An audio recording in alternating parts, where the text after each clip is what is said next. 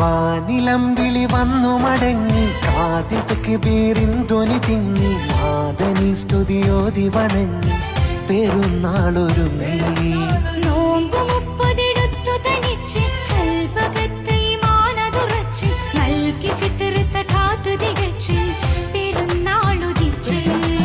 ആദിയില്ലാരാധനക്കർഹൻ തരും ഈ തിരുനാള്